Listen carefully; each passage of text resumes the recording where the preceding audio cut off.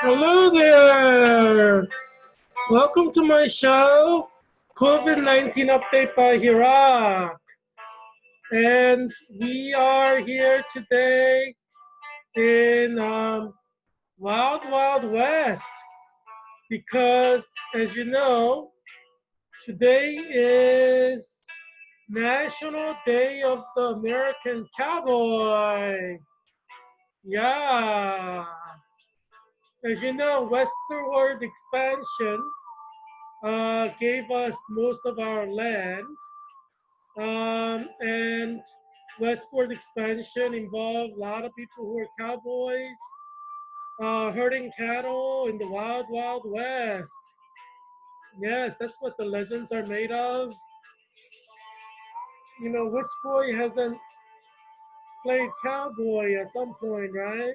And right now, I'm watching Heartland reruns, and they're great. You know, you see horses, cowboys, and I think it actually takes place in Canada, but America isn't too different, right?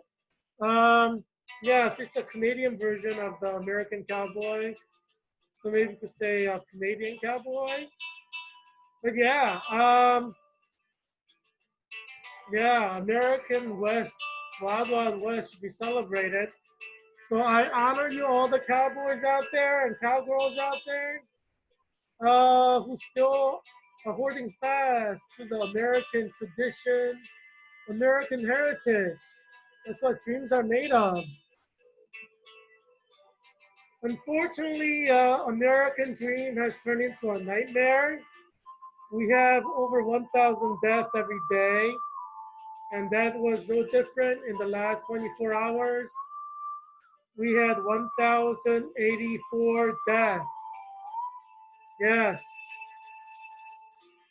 So the death rate is now at 146,460.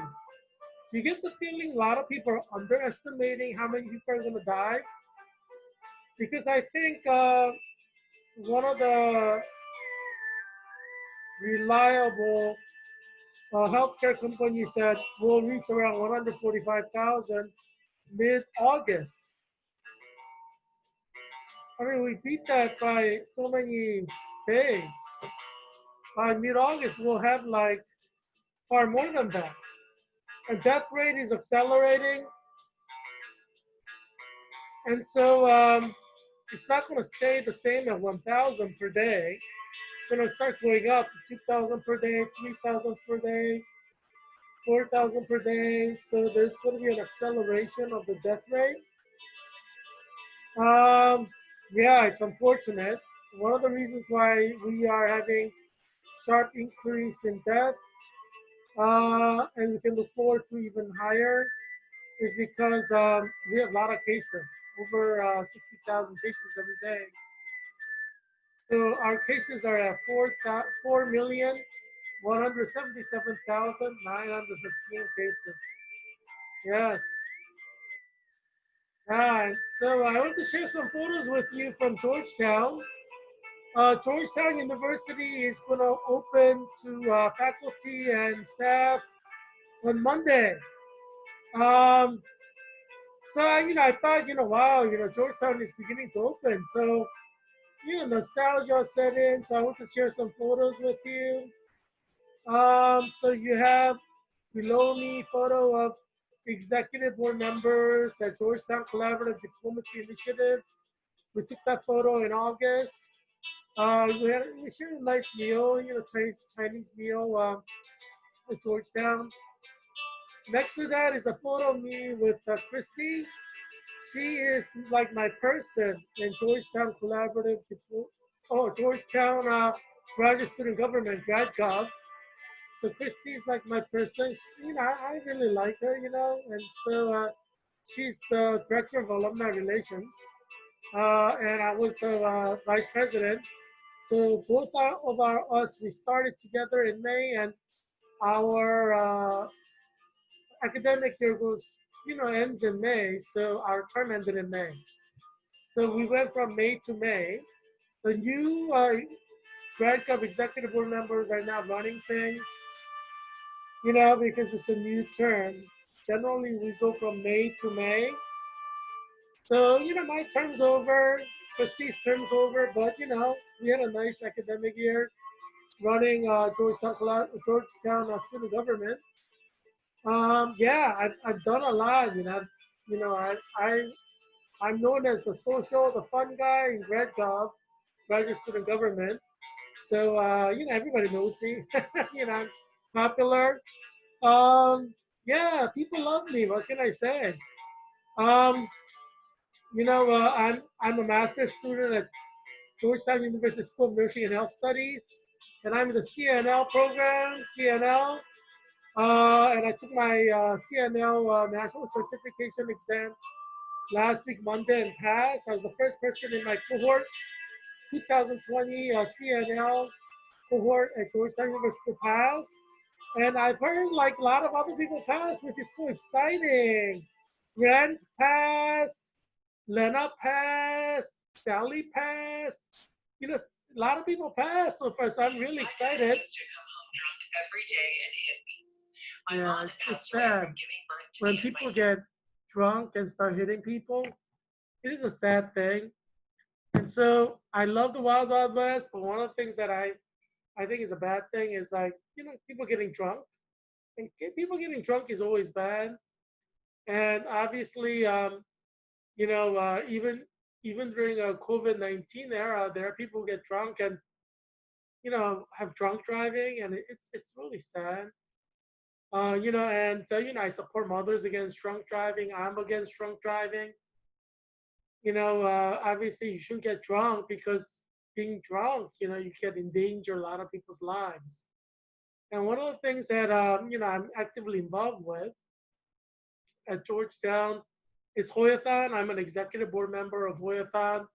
I was graduate liaison officer in 2019 Hoyathon. And there you see me taking a photo with Terpathon executive board members. They're executive board members at University of Maryland.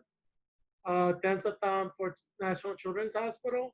They raised like $1 million. They're pretty amazing. And Hoyathon, Terpathon is University of Maryland. Hoyathon is Georgetown University. So at Georgetown, we raised a lot. We're just second year in, and I'm taking photo with a fellow executive board member. Yeah, so you see me there. She has a red cape on because she's like Superwoman. you know, she's the editor in chief of Bossier magazine, which is a literary magazine at Georgetown. There are a lot of amazing uh, people. Her name's Olivia Jimenez. She graduated as a senior. She's done some amazing things. She loves children. And some of these children end up in hospital because they get hit by drunk drivers. Yeah, I'm definitely against drunk driving. Where getting drunk is not a good thing. Because we live in a very precarious world now. So if you get drunk, kind of horrible things can happen. And like obviously abuse. When people are drunk, they may not know what they're doing, so they could commit physical abuse. So you gotta lay off the alcohol. I mean, yeah, I mean, if you get an exercise bike, if you wanna, you know, burn up some steam, just ride that exercise bike stationary in your home, and get exercise that way. And that's a good way to, get healthy. And so, yeah, so I would encourage you to get some exercise, that way in your home, and yeah, and just be safe. And getting drunk is not a safe thing for you or people around you. Stressful time, COVID-19, and you don't need alcohol to make it more stressful. You know what I'm saying? Yeah, so lay off the alcohol, read your Bible, sing some hymns, spend some time with your children, play some board games, buy more board games, try out new board games. Like, yeah, I mean, there's a lot of board games that are kind of fun. So you can play board game with your children. Um, yeah, and connect, read the Bible together. Lay off the alcohol. Alcohol is not going to be good for you or your family. So that's what I would recommend. Um, yeah, let's look at the top COVID-19 cases in the world. United States is number one with 4,177,915 cases. The death rate is at 146,460, so about 4% death rate. So it's still kind of high, when we compare it with the world. And we're dying at rate of about 1,000 per day. And obviously, when the schools open up, colleges open up, cases are going to spike up. Death will spike up, a few weeks later. Brazil is number two with 2,394,513 cases. Their death rate is similar to ours, 4%. So they have 86,449. I mean, that's incredible how many people are dying in Brazil. Brazil is probably our closest ally in South America. India, also our ally, they have 1,337,024 cases and 31,358 deaths. So they're dying at 2%, but if you have a lot of cases, they add up. Number four is Russia, 805,332 cases, but their death rate is 2%, or actually it's a little bit less than 2%, but it's rounded up. And India is above 2%, but it's rounded down. Yeah, so Russia is 13,172, drop in a bucket compared to United States and Brazil.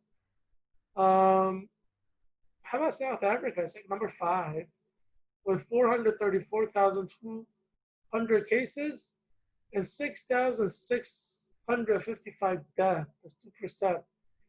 Florida is like where South Africa is at as a country, country of like 100 million people, I believe. And Florida is like where that is. And Florida is not seeing any decrease in cases, really. And deaths are going up. So it's a serious problem right now in America. Yes, more photos from Georgetown because Georgetown's opening up campus on Monday. So, as I say, there's nostalgia. Um, I think Georgetown's kind of making a mistake. I think a lot of professors who are going to go on campus are going to get COVID and die. Because, they're going to be wearing masks every day. And in the beginning, first couple of weeks, they'll be careful. They'll start getting a little bit relaxed. And that's when they're going to get COVID. And a lot of the professors are overweight. Academics are overweight. Teachers are overweight. Professors are overweight. So if they get COVID, there's high chance they could die, And so, there are professors who are not overweight, but a lot of the professors are overweight. So I'm worried. I'm especially worried about professors in the nursing school, School of Nursing and Health Studies. There are 5 departments in School of Nursing and Health Studies. Obviously, Department of Professional Nursing Practice. The chairperson is Professor Idilma Yearwood, who's also interim director of the CNL 2020 program. That's us. Year before our first year, Professor Margaret Nolan was the director. And so that's the department that I belong to because, it's professional nursing practice, clinical nurse leader. I want to do a cheer for my clinical nurse leader buddies, cohort buddies. I love you guys. CNL 2020, CNL 2020, CNL. We did it. We got pinned. And some of us passed our CNL exams. Hopefully everybody passes.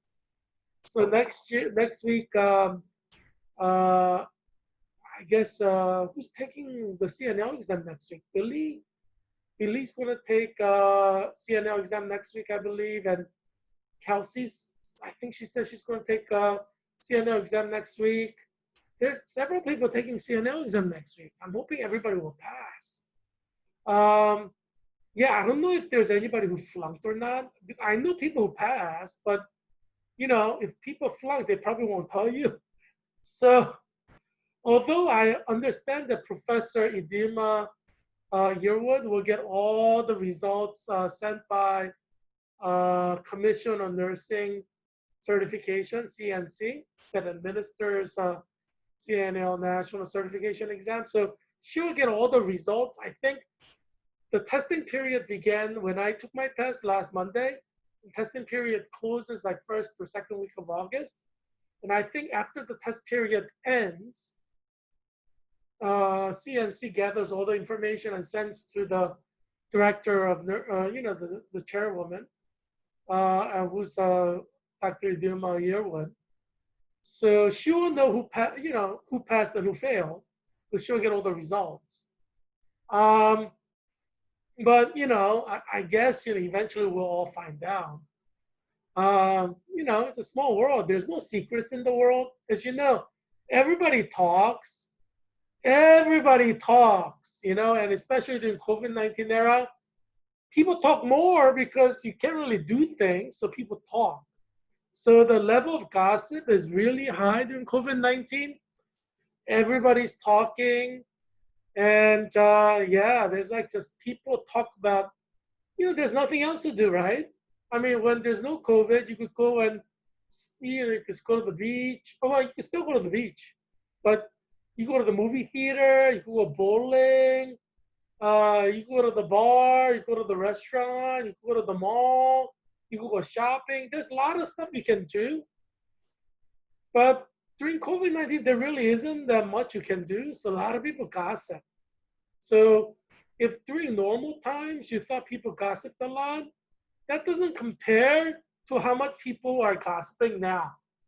What does that mean for you? That means you have more enemies. Because as you know, sometimes friends become enemies, frenemies, because of gossip.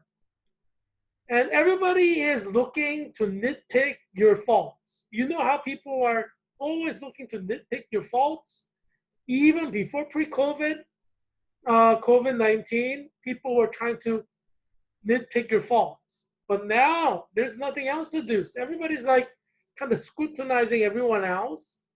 So everybody's being overanalyzed, and everybody's looking to see if you're making a mistake. Some people are recording you on Zoom. Some people are recording you on their phone aimed at the screen on your computer. So everything you say can be used against you in the court of law, as the saying goes in America. Everybody is trying to see who's going to fall, right? So there's really no room for making mistakes, really, especially socially, because you live in the 2D world, right? Basically, you live in Zoom.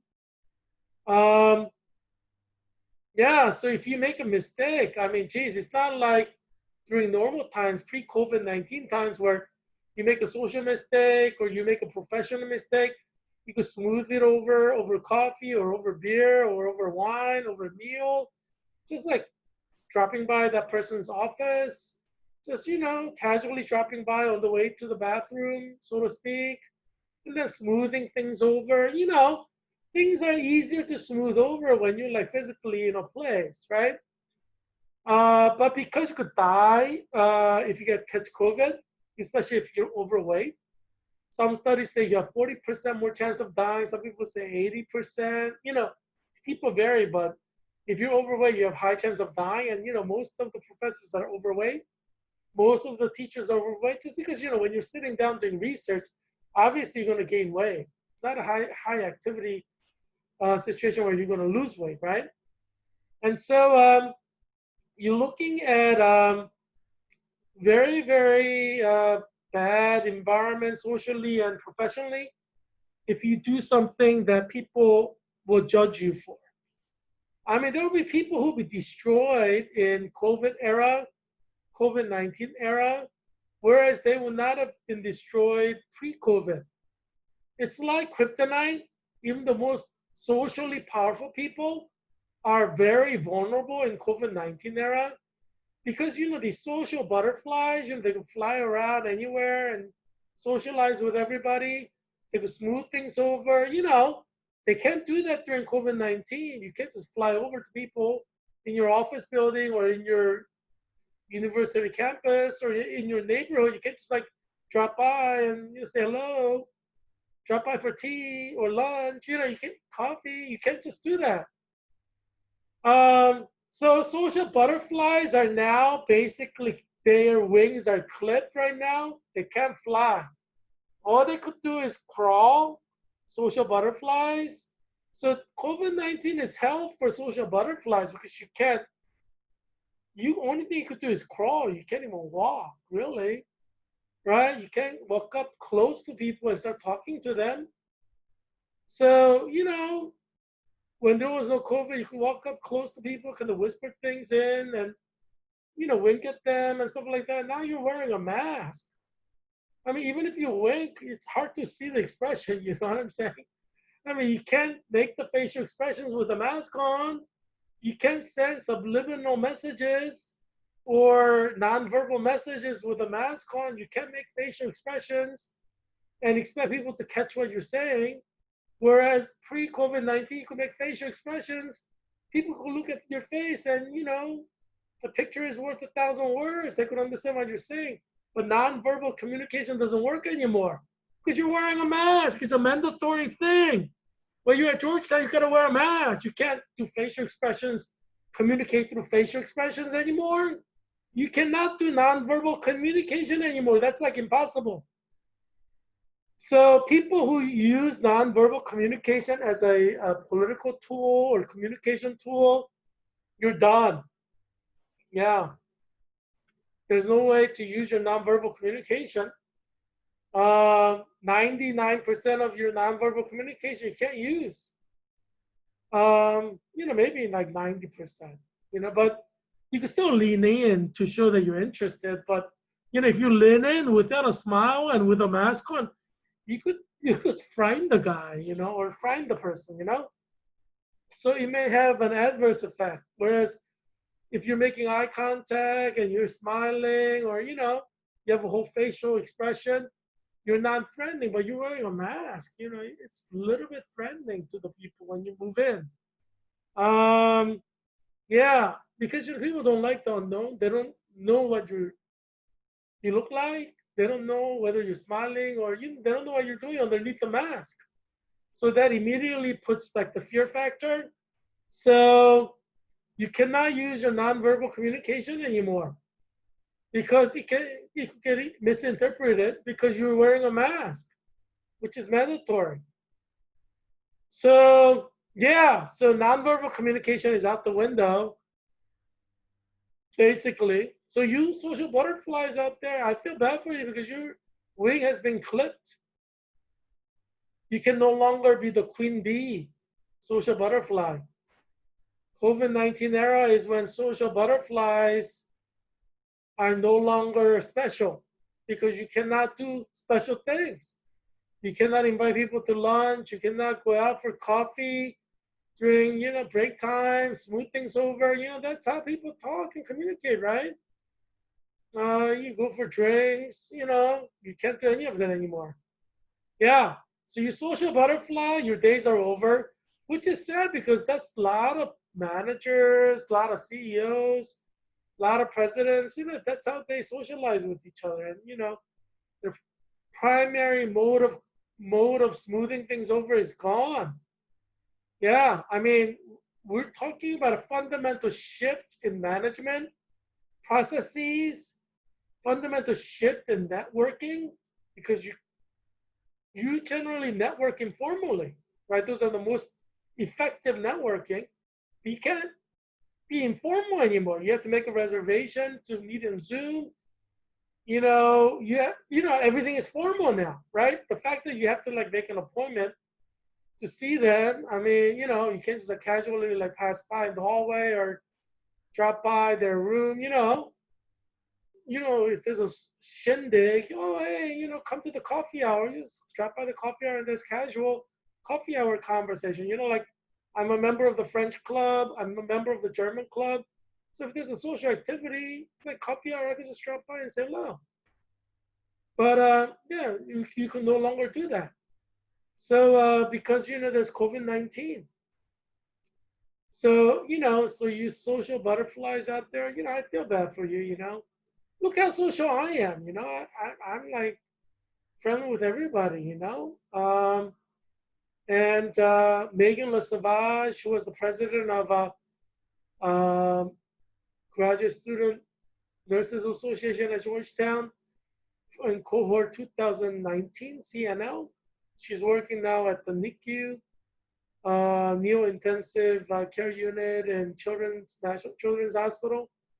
I love to meet up with her, when after graduation, just hang out. But we'll probably have to social distance and wear a mask. So it'll be a little bit freaky, but yeah, unless if I work at National Children's Hospital, I guess we'll be like co-workers. We'll be wearing masks, moving around nearby each other. But I mean, I did submit an application for Children's National Hospital. So who knows? They may interview me, and then who knows, right? I haven't signed with anybody yet. So until it's signed, nothing is on paper. So let's see. Let's see where God leads me. But I'm very good with children. Did I tell you? Yeah, I told you about the time that I put nasogastric tube down a infant who was born premature and like prematurely, and she was like 45 weeks old when I put the nasogastric tube down on her, and it's a really small nasogastric tube.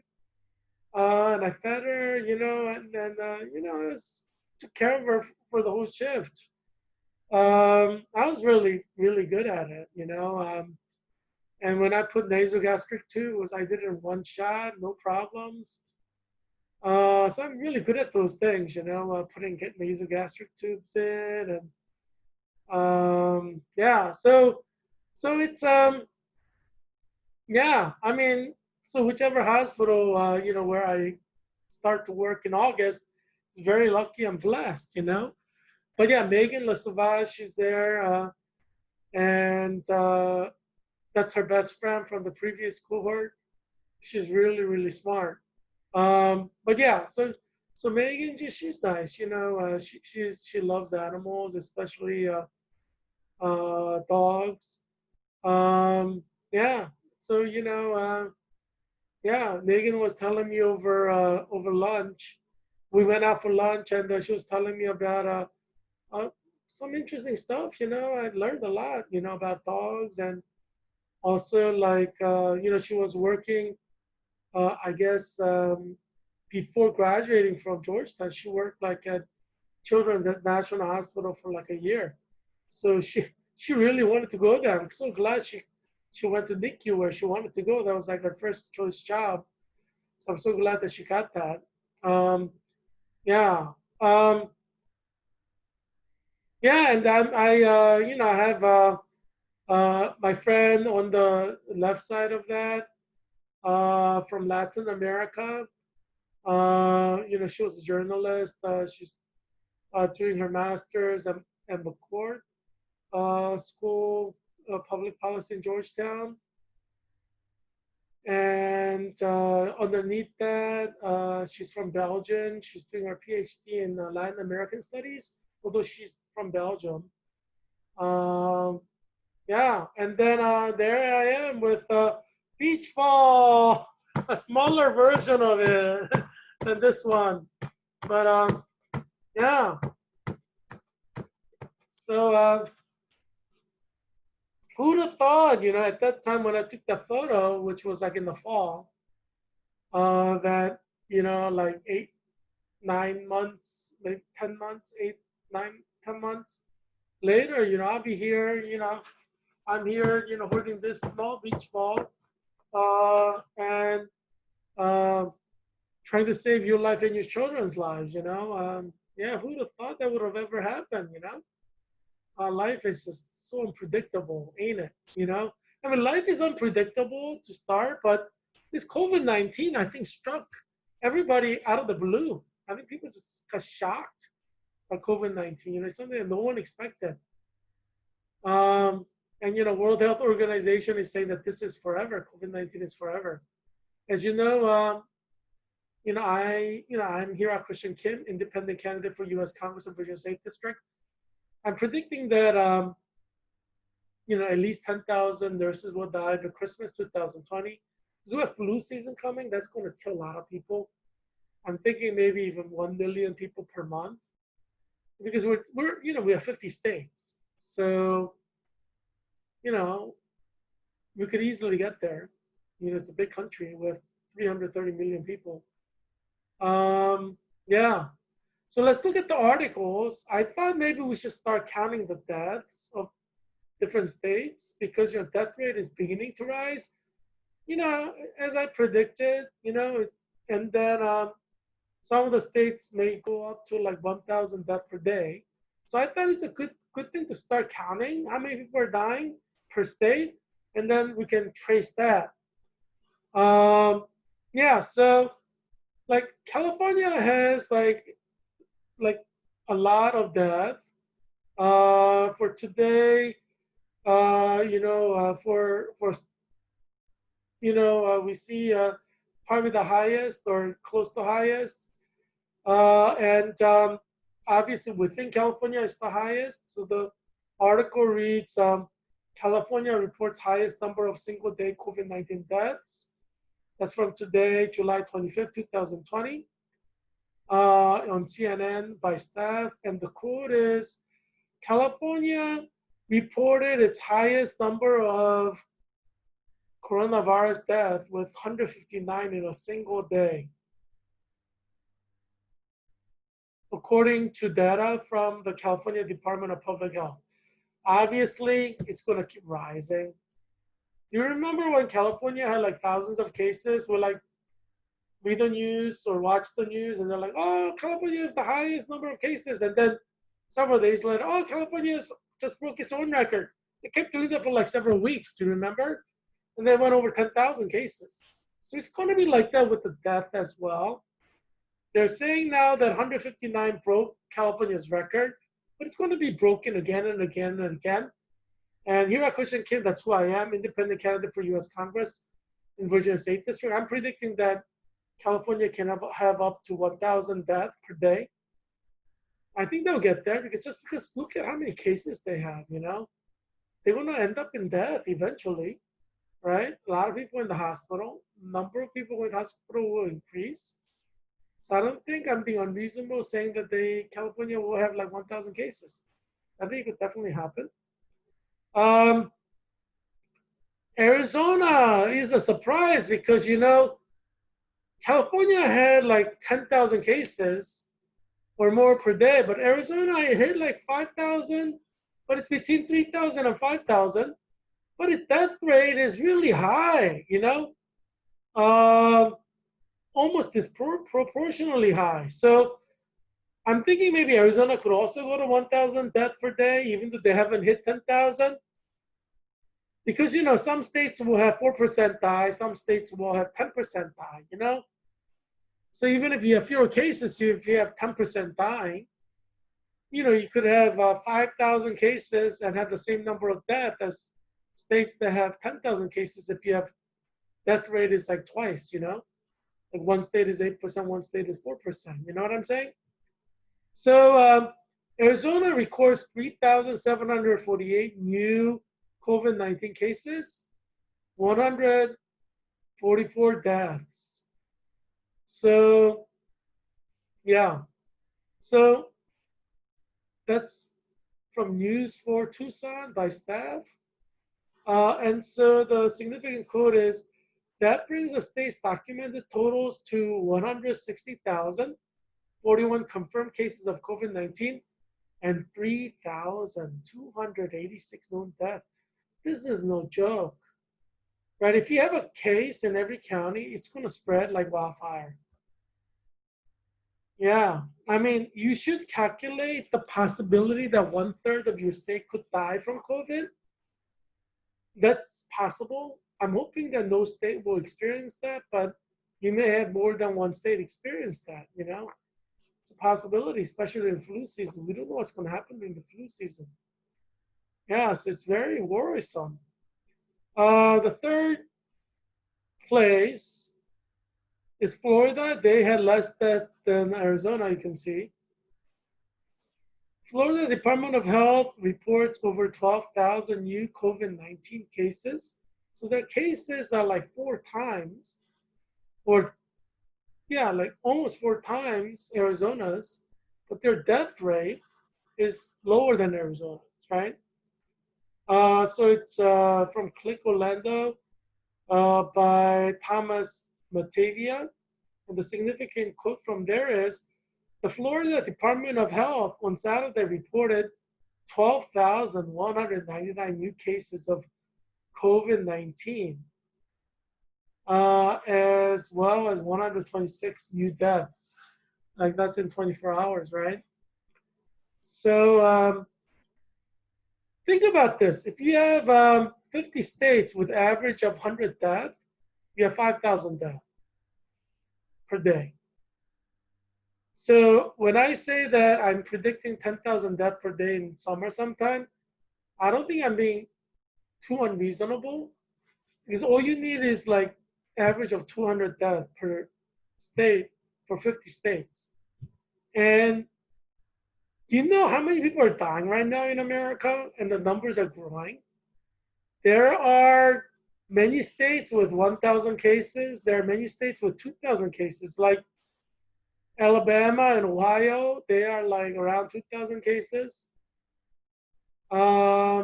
Illinois is like around 2,000 cases. A lot of states with like 1,000 cases. Like Pennsylvania, Virginia, Maryland, Utah is headed there, Nevada. So all of these states are headed toward a lot of people dying. And Minnesota as well.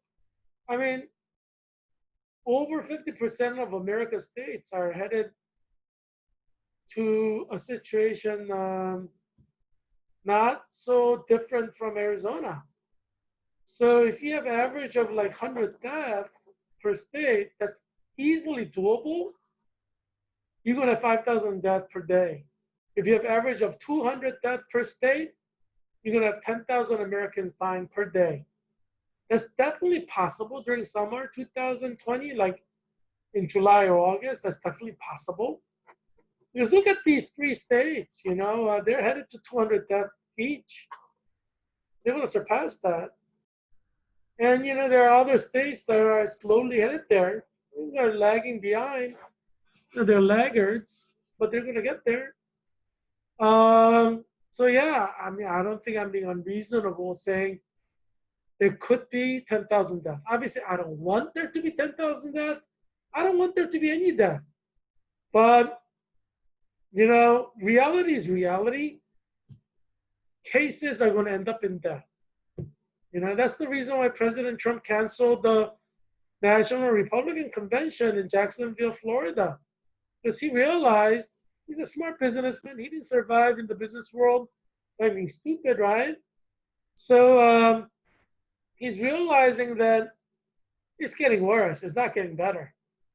So he's cutting his losses and canceling the National Republican Party convention. President Trump's been quite smart, I mean, he's a pretty smart man. But yeah, but no matter how smart you are, you cannot stop this. It's spreading like wildfire. Only God can stop it. And if you want God to stop it, you gotta follow Romans chapter 1. There's no other way to stop this. Because God has demands, God has things that he wants. You have to give him what he wants if you want his grace. And so, yeah, I mean, as you go to church tomorrow, I would encourage you to think seriously about Romans chapter 1 and what your responsibility is.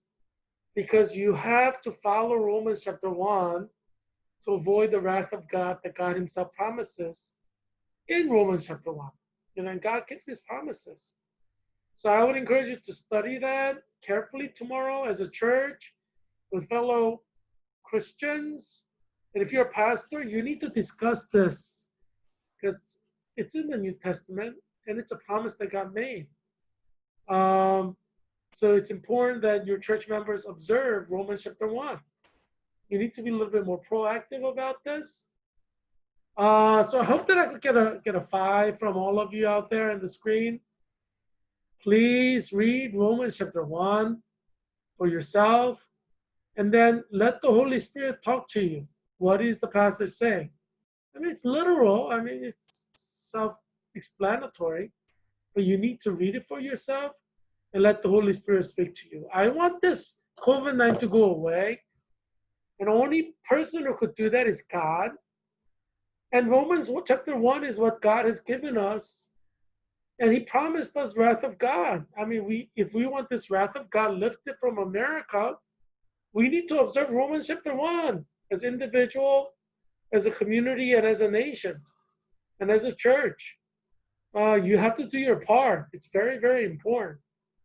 So, so I would encourage you to be serious about that. And so I hope that you'll have a good time in church tomorrow. But remember what's going on. I'm wearing a mask today, just to remind you, churchgoers, tomorrow to wear a mask. Talk to your church members when you are at home over Zoom or phone. At church, sing praise to God, but don't talk to people. Try to stay 6 feet away, wear a mask. You can sing with a mask on. Don't take your mask off to sing. You want to see me sing? I'll sing to show you that you can sing with a mask on. Don't take your mask off. Yeah, because why? God works in nature through natural laws. So just because you're at church, you can't just take off the mask and expect not to get infected. I mean, God could protect you, but you have to protect, you have to practice caution. Because God did create COVID-19 and it's around everywhere. So wear a mask. Make sure, your holes are kind of covered regularly like this. You got to make sure everything is kind of tightly grabbing your face, your mask is. And then you can sing like through this mask. I would encourage you to buy like a box of this mask for church, because this is what's safer, than cloth mask, especially when you're around people. It's called a surgical mask. This is the mask that nurses wear in hospital. Although for COVID-19 patients, you're supposed to wear a N95 mask, which is like a step-up mask. But anyway, you could sing. So you could say, God is so good. God is so good. God is so good. He's so good to me. See, I'm singing. I didn't take off my mask. You don't have to take off your mask. You should not take off your mask. I encourage you to sing at church tomorrow, but don't take off your mask. All I'm saying is, make sure the holes are not there covered. Now, unlike cloth masks, cloth masks could be like suffocating a little bit. These kind of surgical masks, it's meant for you to talk through. So you can sing through it, you can talk through it. That's the whole point, because nurses have to talk. Right? These masks are made for nurses and doctors. So nurses have to talk to their patients. So these masks are made so they could talk to people. You could breathe in and talk to people. That's the whole point of this mask. Mask that you make at home, you probably have a hard time breathing through it. You may not be able to sing through it. So if you're going to go to church, have a mask for church. Like this mask is perfect for going to church, surgical mask. You could order a box on Amazon.com. I found one that's as cheap as $6.99 for a box of 50. I don't know if still, prices fluctuate, right? But I saw one for $6.99 for 50 of these. So you could wear one per Sunday. I mean, if you get a box of 50, that's like a year. Order like 20 boxes, I mean, you could wear it at church, obviously. You should. So you could sing, at church and not get COVID. Obviously, you still have to be far away from people. Yeah. So, I mean, I encourage you to go to church tomorrow. Christians should worship God at church, if possible. If you have a church that's faithful to God, don't go to church with a rainbow flag, because that church is going to hell. Because it goes against Romans chapter 1. You cannot fly a rainbow flag at church. It offends God. Yeah, so make sure you run in the opposite direction. If you see a rainbow flag, don't go in there. Um, but yeah. But if you go to like a godly church, like a good Southern Baptist church that loves God, just make sure you wear a mask. You can sing. Don't talk to people at church. I told you not to talk to people close at church. Socialize when you get back home and call them up or Zoom them.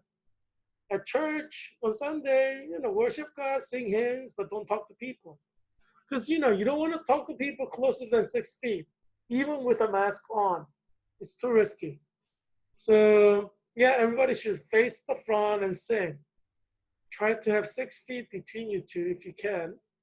And if you don't have 6 feet between you two, just don't turn in their direction. Just look front. Everybody should just look in the front direction, have a mask on. Yeah. Because you talk directly to somebody, that's, you're asking for it. But if you're like singing in the same direction, it's safer, right? I mean, obviously you want to be 6 feet away if you can. That's the ideal. But anyway, yeah, go to church tomorrow, and police officers, remember what happened to you last time. Don't arrest any Christian pastors because you're asking for it. God's going to retaliate. God in heaven, the Holy Trinity, God the Father, God the Son, God the Holy Spirit will retaliate against you and your family and your children and your wife by sending holy angels. I'm just warning you so that you don't get punished. It's better to warn you before you do something stupid like arresting a Christian pastor, right? And we know what happened to you, to all the police officers last time that you did that. So I'm just warning you, because God is a jealous God. He gets really mad, and God has anger control issues. God has anger management issues. You start mistreating his servants who truly follow the word, emphasizes Romans chapter 1. You start arresting, pastors like that, you're asking for the wrath of God on your family. And it doesn't matter if you're a Christian. You can't say, I'm just following orders, right? Because at the end of the day, you're responsible for your orders. What are you going to do? If somebody says, crucify Jesus, you're going to go and crucify Jesus? You see what I'm saying? You're responsible, you're not supposed to follow orders that go against God's law. Arresting Christian pastors who has churches, Christian pastors who worship God, you must defy those orders, whether it's the governor, the mayor, city councilman, county board. You cannot arrest pastors. You don't want another protest, George Floyd protest, right? Do you? Do you want another George Floyd protest for 2 weeks? Do you want that? Well, if you don't want it, don't repeat the history. That's what I'm saying. I mean, it may be like the George Floyd protest, or it may be by a completely different group. It may be the Latinos. There are more Latinos than African Americans. Maybe it's the Latino turn to protest for 2 weeks and burn police cars. Who knows? All I'm saying is if you don't want God to send the wrath of God targeting, whoever, well, yeah, like police officers, then don't arrest, pastors. If you don't arrest the servants of God, you're safe.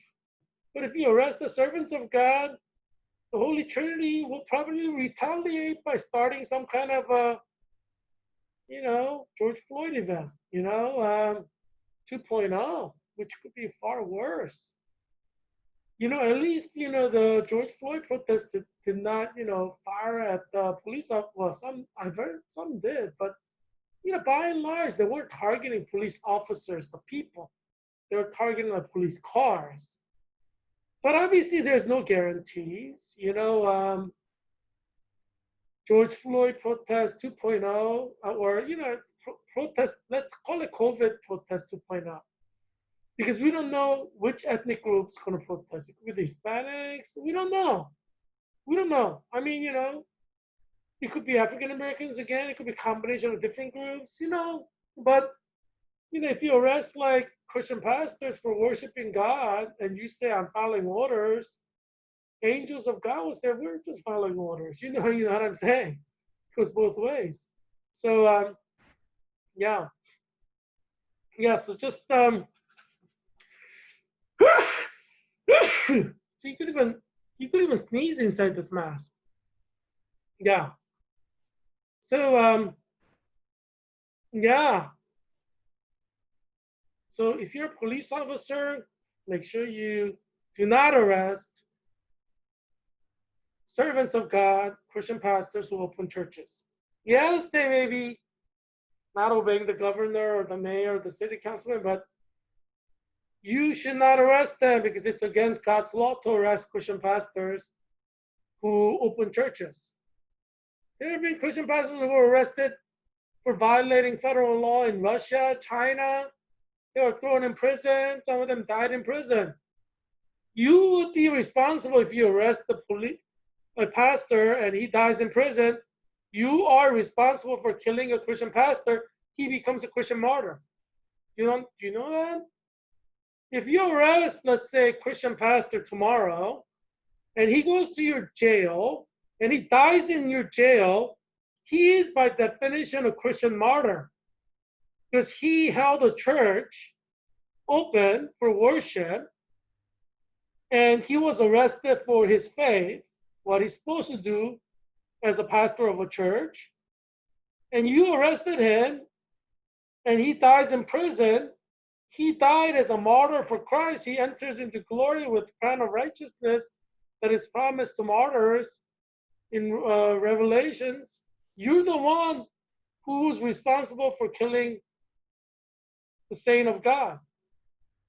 Do you want that on your conscience? You may end up going to eternal damnation in hell just for that. Yeah, so if you're a police officer, I'd encourage you either call in sick so you don't have to arrest anybody that you should not be arresting. I mean, that's a chicken way out, but yeah, I mean, that's fine. As long as you don't arrest the pastor, that's fine. So call in sick. Say, I have the headache. I have fever. I can't go in today. I may have COVID. I don't know. I can't go in today. Call in sick on Sunday so you don't have to arrest the pastor. You know what I'm saying? And if you are not sick and you're there and they order you to arrest them, you have to say no. Even if you get fired from your job as a police officer, you have to say no. Because at the end of the day, you are responsible for what you do, whether you're ordered or not. God's going to hold you responsible. So I'm letting you know so that you're not in the dark, right? You know what's going to happen to you if you arrest a Christian pastor. And you have an idea what's going to happen to all the police officers if you, as a member of the police, arrest Christian pastor who's righteous man, who's just trying to worship God. And if you try to stop worshiping Jesus, Jesus will take that personally, and he will probably retaliate against your family. I'm talking about Jesus that you worship if you're a Christian. So I would not arrest a Christian pastor. It's better to go to jail for not arresting Christian pastor than arrest a Christian pastor because you become an agent of Satan, right? Either you're on the side of God or you're on the side of Satan. If you're arresting a true servant of God who follows Romans chapter 1, then obviously you're not on the side of Jesus because you're arresting a servant of Jesus. So which side are you on? You're on the side of Satan. You got to think in those terms.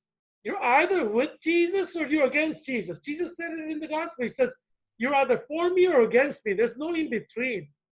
If you arrest a Christian pastor who opens a church to worship in a state where there's a mandate or law or executive order by the governor not to worship, you are still on the side of Satan Because Jesus wants his worship. He doesn't care what's going on. He wants his worship.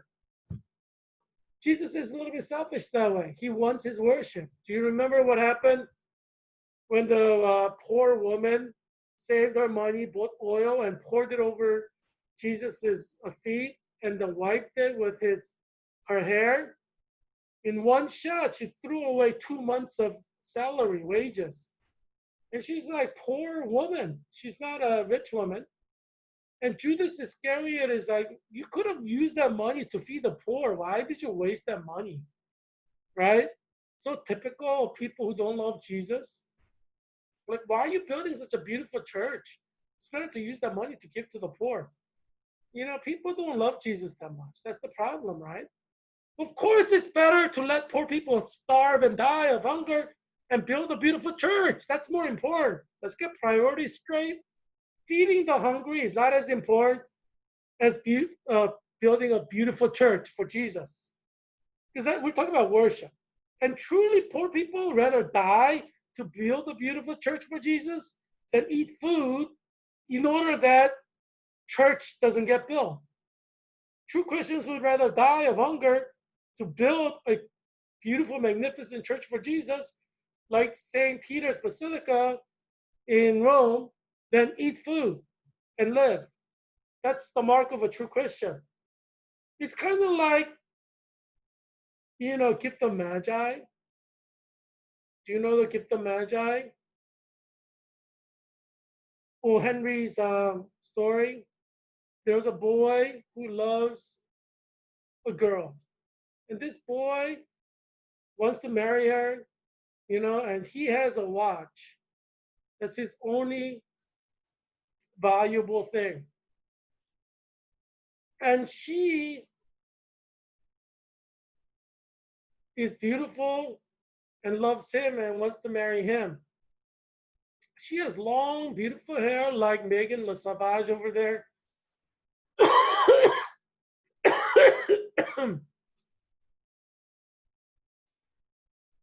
And so he's thinking about a Christmas gift to give to her that he loves.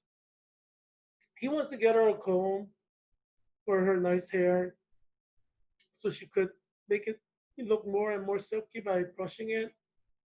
So he sells his watch to buy her a comb. Nice comb.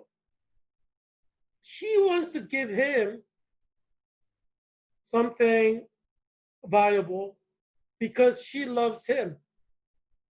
So she cuts all her hair to buy a chain for his watch that he loves. So they meet to give gift to each other.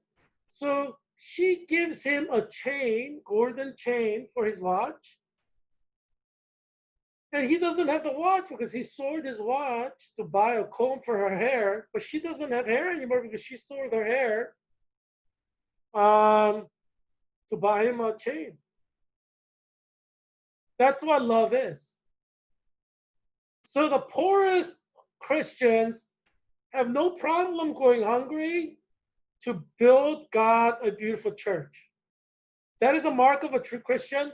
Do not feed the poor before you build God's church. Yes, feeding the poor is always secondary to building God's church. Feeding the poor is not that important compared to glorifying Jesus and building him a magnificent church. You have to get priorities straight. Jesus always considers his glory as more important than feeding the poor. Feeding the poor is never the first priority. Never.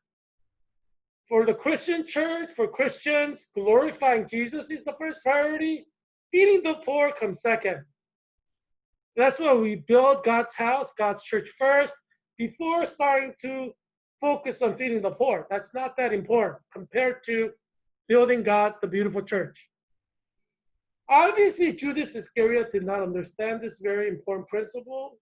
And so if you read the gospel, Judas Iscariot says, why are you wasting all that oil on Jesus' feet when you could use that to feed the poor? Because Judas Iscariot is like these do-gooders who want to feed the poor, and they're going to steal from God's church to feed the poor and build an inferior church. They're like Judas Iscariot. people who always talk about feeding the poor, and they're willing to compromise on church building, building a better church, like more beautiful church, more expensive church. Those are like Judas Iscariot, because they care about the poor more than Jesus. It's about priorities. The greatest commandment is love God with all your heart, mind, and soul. Second commandment is love others as yourself. So yes, you're supposed to love Jesus more, which means you need to build God, the beautiful St. Peter's Cathedral. You know, you got to build God a beautiful church. Yeah, and that's okay if you make, you know, if people starve to death because you need to build God a beautiful church, it's good. Because priority is God, God's house. After you build God a beautiful church, then you can feed the poor. You know, poor people have to wait for food. That is the priority of the gospel. Glory of God, glory of Jesus comes before feeding the poor. Always, always. If you have to choose between building a better church building and feeding the poor, you let the poor people starve. You build God's church first. Obviously, you know, hopefully you could do both. But if you have to choose between feeding the poor and building the church, you build the church first. God, love God with all your heart, mind, and soul. That comes before feeding the poor. That's the second greatest commandment. Love others as yourself. Yeah, you have to do the first greatest commandment first. So let the poor people starve, build Jesus, his beautiful church first. Because the greatest commandment is to love your God, your heart, mind, and soul, and strength. That is the greatest commandment. Not loving other people is not the greatest commandment. Loving God is the greatest commandment. So don't get that wrong, because that's what Judas Iscariot got wrong, right? The Judas Iscariot is like, how about the poor people? How about the poor people? Let's feed the poor. You know, don't waste that expensive perfume oil on Jesus' feet. One shot, you pour it on Jesus, it's gone. You know, that's 22 months' wage. You could feed like hundreds of poor people.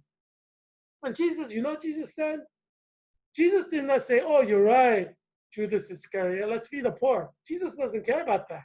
He cares primarily about his glory. So he said, the poor you will always have with you. But I am, you know, basically saying, I'm going to my death, the cross. So this is the right thing to do.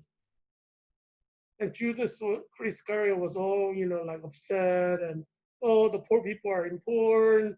Poor people are so important, more important than Jesus. No wonder he betrayed Jesus with 30 shekels of silver. This is why I mistrust any Christian pastor who says feeding the poor is more important than building a beautiful church. I don't trust them. I call them Judas Iscariot. Because obviously, if you truly love Jesus, you want him to have the best possible church. And that goes for rich people as well as poor people. It's generally the poor people who pay more money to build a beautiful church. You know, as you know, I'm a pastor's kid. My dad is a pastor, and we had an immigrant church. You know what people did to build a beautiful church? Should I tell you what kind of things people did? We're talking about immigrants who never take a vacation, who work like 12 hours a day, 6 days a week, except for Sunday when they're in church. And there are people who donate like a whole month earning to the church building fund. Their kids don't get a new bike.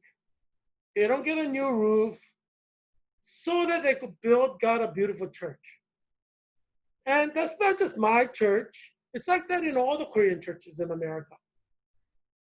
And it's not just in Korean churches. It's like that in Latino churches. I mean, go to Latino churches in Arlington.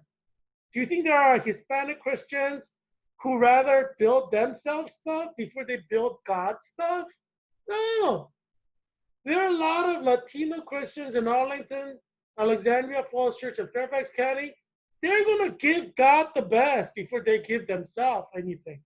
They're going to build God's church first before they feed the poor because they truly love Jesus. That's the mark of loving Jesus, is when you're willing to let poor people starve in order to build God his church.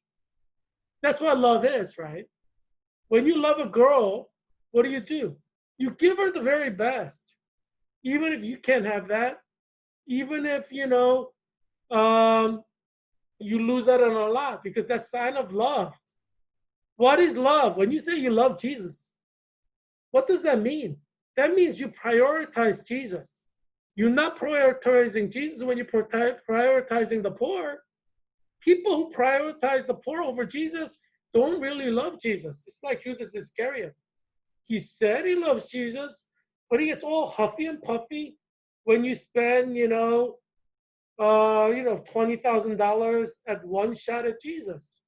I mean, for those of you out there, haven't you celebrated in a big way and spent a lot of money in one shot? You take a family vacation, you're dropping, 20, 30, 40, $50,000 for 1 week or 2 weeks. Why? Because you love your kids and you spend vacation with them, right? So you're willing to spend that kind of money, right? Same with engagement ring, right? These are like tokens of love that show where your heart is. So when we build a magnificent church to God, that's where our heart is. So if you go to the National Cathedral in Washington, D.C., you see how beautiful the church is? Because poor people spent money they could have used to eat food. They gave to the church to build a church. And remember what Jesus said at the widow. Widow came and gave copper coins to the church. And did Jesus say, oh, she should keep those copper coins to feed herself? No. Building God's church and paying the pastors to run the church, obviously, a lot of the money going to the church goes to building operations and also paying the servants of God. These are important things. And so, we realize, what is important. But the important thing for you police officers out there, and as your national leader, I'm Heerak Christian Kim, independent candidate for U.S. Congress in Virginia's 8th District, I want to provide guidance for you, all the police officers in all 50 states in America, because you may not have been taught correctly, and you may be wondering, what will happen to me if I arrest a Christian pastor who truly is a servant of God, who follows Romans chapter 1? I'm going to give you the answer, because I know you're asking that question, because your eternity is at stake. What I'm saying is, you cannot arrest a Christian pastor who is leading worship service. The law of the land is not as important as Jesus. You need to violate the law of the land if the law of the land forces you to go against the law of God. Worshiping Jesus is a right thing to do for Christian pastors. So if they choose to violate their state law, federal law, city law, which forbids them from worshiping Jesus, whether it's in Russia, communist China, or America, the same thing. You cannot arrest them, because whether you're a Gestapo police or Russian police arresting Christians worshiping God, communist Chinese secret police arresting pastors worshiping God, or United States police officer arresting pastor worshiping God, you're the same. You're arresting a servant of God from worshiping God. You're trying to prevent worship of Jesus. And Jesus is going to take it very personally, which is very bad for you and your family. So I am here to save you during COVID-19. As you know, there are a lot of laws in the book that are not always enforced.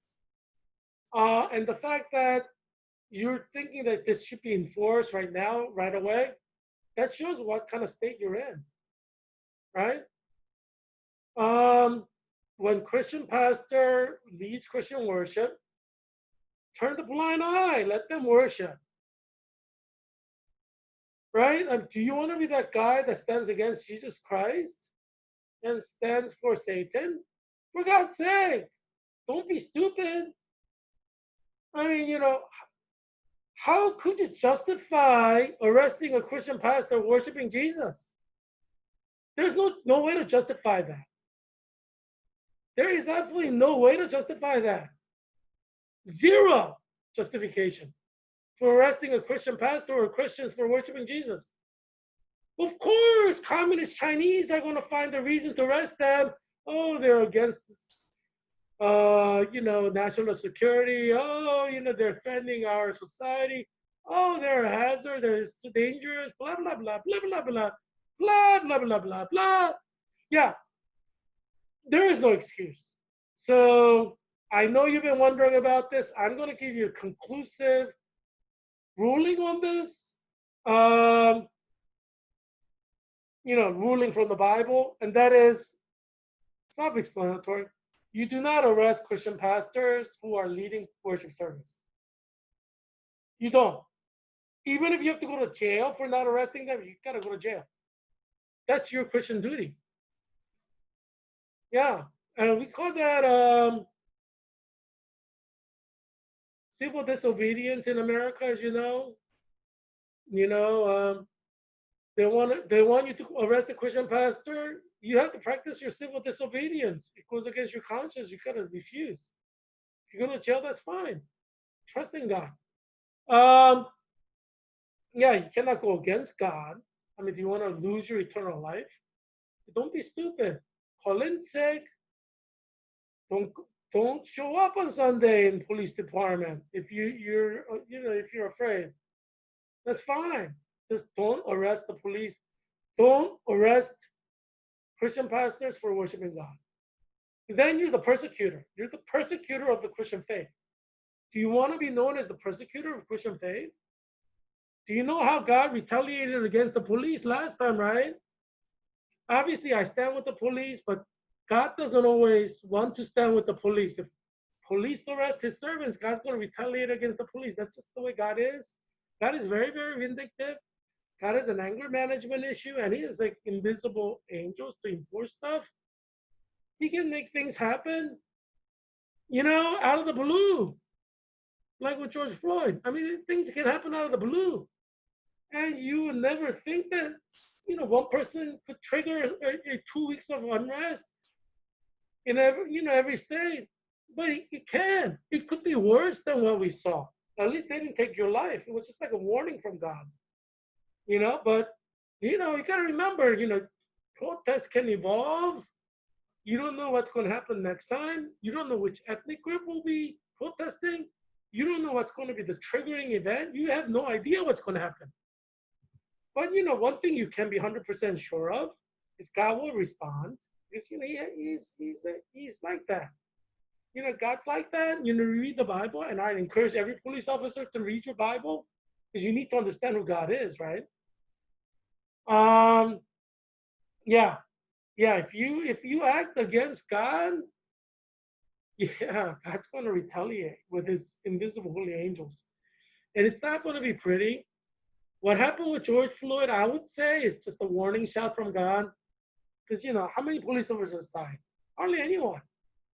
None of your children died, right? So, it was just like a warning thing, don't arrest the servants of Jesus. Yeah, I mean, that's just a stupid thing to do, arrest Jesus Christ's servants. I mean, how stupid do you have to be to do something stupid like that? Especially if you're a Christian believer who believes that God's in control, that God is a commander of heavenly angels, and there's invisible heavenly angels who are vast armies. How stupid do you have to be to arrest the servant of God? You have to be really stupid. You know what I'm saying? Yeah, don't be that stupid guy. Yeah, anyway, I'm happy to be saving your lives, police officers, lives of your children, and lives of your wife, your parents. Yeah, I mean, fear of the Lord is always the beginning of wisdom. And that's the important thing we have to remember is fear of the Lord is beginning of wisdom. As long as we walk in fear of God every day and respect his law, respect his worship, it's fine. There's nothing to worry about. Yeah. Anyway, I'm happy to help you police officers because, I care about you guys. Police officers. You know how many tweets that I sent out against defund police? Jeez, because I care about you guys. Excuse me. But don't do anything that gets God angry, like arresting his servant. Do not do that. Because few bad apples can really create bad situation for everybody, in your group. You know what I'm saying? Yeah, so don't risk it. One thing is don't risk it. I cannot guarantee how God's going to respond next time around. But most likely it's going to be far worse than the first time around. So you can kind of imagine how bad it could be. Or maybe not. But I mean, things can get really bad. Just read history. I'm a historian.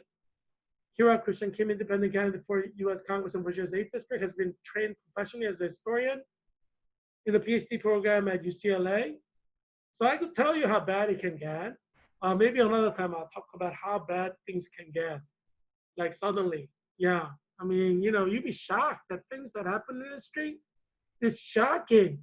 I mean, it's like a chapter out of a movie, like fictional movie.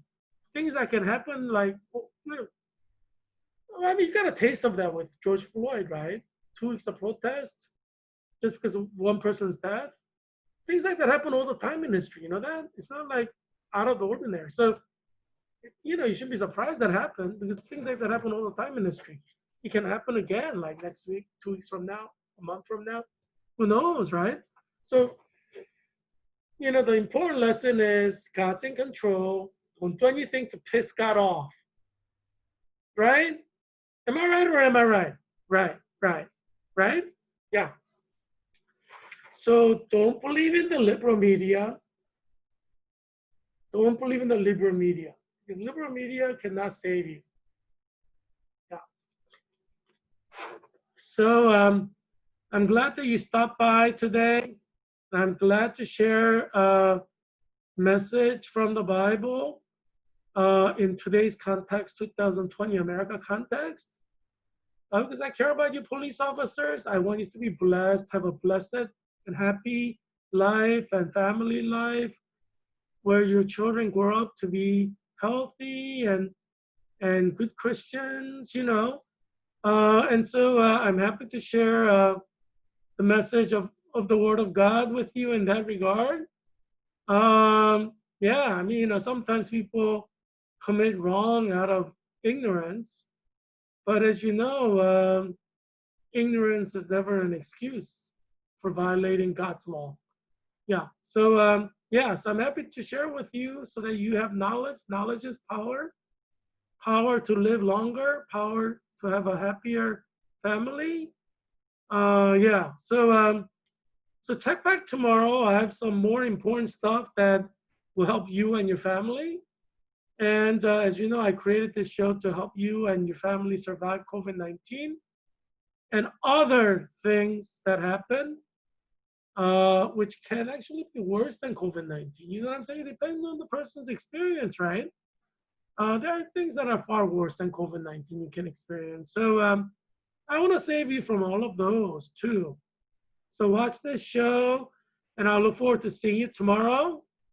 And I hope that your children will be well, and that you will be well, and that your wife will be well, and your parents will be well too.